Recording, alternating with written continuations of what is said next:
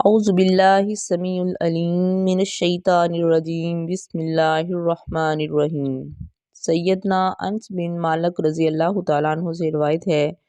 کہ رسول اللہ صلی اللہ علیہ وآلہ وسلم نے فرمایا، جب بندہ اپنے گھر سے نکلے اور یہ کلمات کہہ لے، بسم اللہ توکلت علی اللہ لا حول ولا قوۃ الا باللہ،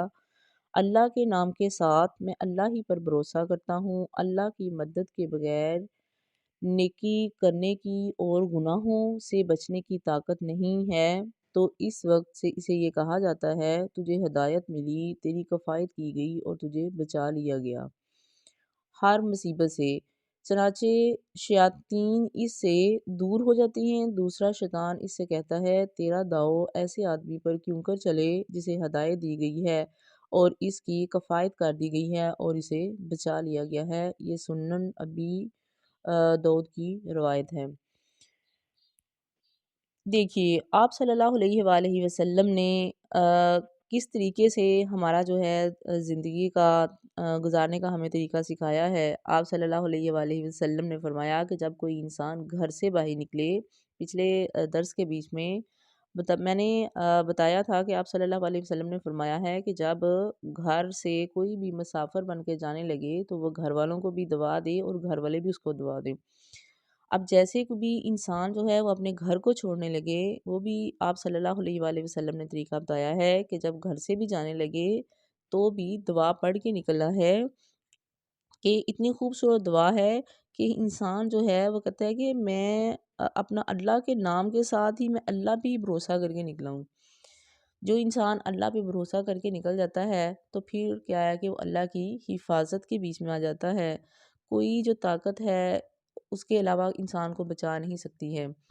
اصل کے بیچ میں ہماری زندگی کے بیچ میں اتنے انسیڈنٹ ہوتے ہیں، کبھی حادثہ وغیرہ ہوتے ہیں، یا کسی کو بعض دفعہ ڈکیتی ہو جاتی ہے، لوٹ لیا جاتا ہے، کسی کی جیب کاٹ لی جاتی ہے، اگر عورت ہے تو اس کا پرس چھین لیا جاتا ہے۔ یہ سارا کچھ اسی لیے ہوتا ہے کیونکہ ہم اللہ رب العزت نے جو ہمیں زندگی گزارنے کا طریقے بتائے ہوئے ہیں ہم ان سے دور ہیں، نہ ہم اس طریقے کے اوپر عمل کرتے ہیں، تو اسی لیے ہم ان حادثات کا شکار ہوتے ہیں۔ اب دیکھیے جب یہ اتنی خوبصورت دعا بسم اللہ توکلت علی اللہ لا حول ولا قوۃ الا باللہ یہ پڑھ کے گھر سے نکل جائیں گے تو ہم اللہ کی حفاظت اور ذمے میں آ جائیں گے، کیونکہ شیطان تو ہر وقت ہمارے ساتھ ساتھ ساتھ ہی رہتا ہے۔ تو یہاں پہ کیا کہا کہ ایک پھر شیطان دوسرے شیطان کو کہتا ہے کہ تم اس آدمی کے اوپر کوئی داؤ پیچ نہیں چلا سکتے۔ کیوں نہیں چلا سکتے؟ کیونکہ اس نے اللہ کے بتائے ہوئے طریقے کو اپنا لیا ہے، اس نے آپ صلی اللہ علیہ وآلہ وسلم کی بتائی ہوئی دعا کو پڑھ لیا ہے۔ جب پڑھ لیا ہے تو پھر اللہ نے اس آدمی کی حفاظت کا ذمہ لے لیا ہے، تو اب اس کے اوپر آپ کسی قسم کا بھی جو ہے داؤ پیج لگا نہیں سکتے، اس کو کوئی نقصان نہیں پہنچا سکتے۔ تو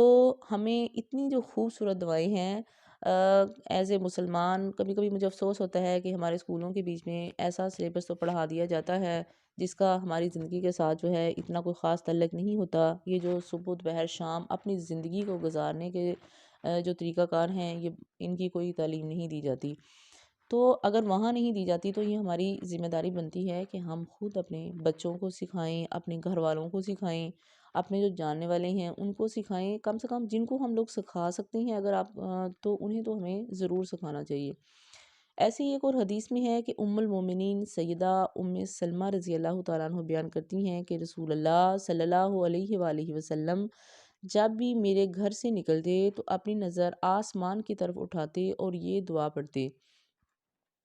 اللہم انی اعوذ بکا ان ازل او ازل او ازل او ازل او ازلم او ازلم او اجہل او یجہل علی۔ اے اللہ میں اس بات سے تیری پناہ چاہتا ہوں کہ میں گمراہ ہوں یا گمراہ کیا جاؤں، بہک جاؤں یا بہکایا جاؤں، یا میں کسی پہ ظلم کروں یا مجھ پر ظلم کیا جائے، یا میں کسی کے ساتھ جہالت سے پیش آؤں یا میرے ساتھ کوئی جہالت سے پیش آئے۔ یہ بھی سنن ابو داؤد کی جو ہے اس میں کی حدیث ہے۔ یہ اس دعا کے بیچ میں بھی کتنا خوبصورت جو پیغام ہے آپ صلی اللہ علیہ وآلہ وسلم نے ہم تک پہنچایا ہے کہ آپ نے دیکھا ہے کہ اکثر سننے کے بیچ میں آتا ہے کسی کو کوئی جو راستے کے بیچ میں ہے ٹھگ مل جاتا ہے، انسان کو جو ہے باتوں باتوں میں بہکا کے لے جاتے ہیں، ان کا مال لوٹ لیا لگ جاتا ہے۔ پھر آپ صلی اللہ علیہ وآلہ وسلم نے کتنی خوبصورت مطلب کی ہے کہ یا اللہ میں تیری پناہ چاہتا ہوں، میں گمراہ ہو جاؤں یا گمراہ کیا جاؤں، بہک جاؤں یا بہکایا جاؤں، کسی پہ ظلم کروں، ٹھیک ہے، یا مجھ پہ ظلم کیا جائے، میں کسی کے ساتھ جہالت سے پیش آؤں۔ ایک اور اداب جو بڑا خوبصورت آپ صلی اللہ علیہ وسلم نے بتا دیا کہ جب آپ سفر کر رہے ہوں تو بعض دفعہ آپ اکیلے سفر نہیں کر رہے، آپ کے ارد گرد بہت سارے لوگ آپ کے ساتھ سفر کر رہے ہوتے ہیں، تو ان کے ساتھ اخلاق کے ساتھ پیش آنا ہے، بدتمیزی یا جہالت کا مظاہرہ نہیں کرنا۔ اگر کسی کو جگہ نہیں ملی، مطلب اگر آپ جو ہے پبلک ٹرانسپورٹ پہ سفر کر رہی ہیں تو کیا ہوتا ہے کہ وہاں چھوٹی چھوٹی بات کو کچھ لوگ جو ہے بہت زیادہ ایشو بنا لیتے ہیں، تو وہاں پہ بھی رواداری کا مظاہرہ کرنا ہے، برداشت کا مظاہرہ کرنا ہے۔ کوئی بات نہیں اگر آپ کو جگہ کم ملی ہے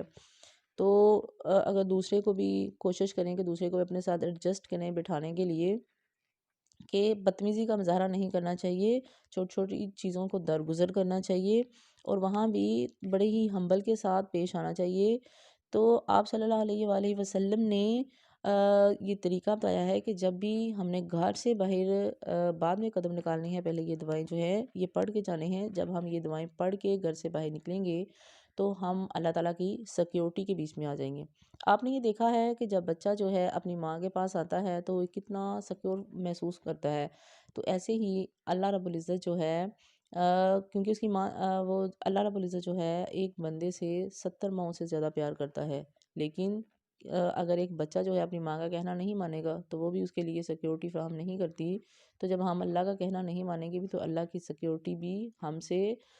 ختم ہو جائے گی۔ تو اگر ہمیں بھی اپنے اللہ سے پیار ہے، تو اگر ہم بھی اپنے رب کی سیکیورٹی میں اس کی حفاظت میں آنا چاہتے ہیں تو ہمیں کیا چاہیے کہ ہم بھی اپنے اللہ رب العزت کے بتائے ہوئے طریقے کو اور اپنے پیارے نبی صلی اللہ علیہ وآلہ وسلم نے جو جو طریقے ہمیں پریکٹیکل کر کے دکھائے ہیں، ہمیں اس کے اوپر جو ہے وہ عمل کرنا چاہیے۔ اور یہ دعائیں جو ہیں نہ صرف ہمیں خود پڑھنی چاہیے تو بلکہ جو ہے وہ دوسروں کو بھی سکھانی چاہیے۔ ہاں اگر کسی کو عربی مطلب سیکھنے میں دشواری ہے تو کوئی مسئلہ نہیں ہے، آپ اس کا جو ہے ترجمہ یاد کر لیں، کیونکہ آپ کو جو زبان آتی ہے آپ اپنے رب سے مناجات تو اسی اس میں کر سکتے ہیں، تو آپ اردو کے بیچ میں بھی یہ ساری دعائیں جو ہیں وہ کر سکتے ہیں، لیکن اگر کوشش کریں عربی میں سیکھنے کی تو یہ زیادہ بہتر ہے۔ اللہ جو ہے ہم سب کو جو ہے پیارے نبی صلی اللہ علیہ وآلہ وسلم کے اسوہ حسنہ کو اپنانے کی توفیق عطا فرمائے، اور ان کے طریقے کو جو ہے ہمیں اپنی زندگیوں کے اوپر اپلائی کرنے کی توفیق دے۔ آمین۔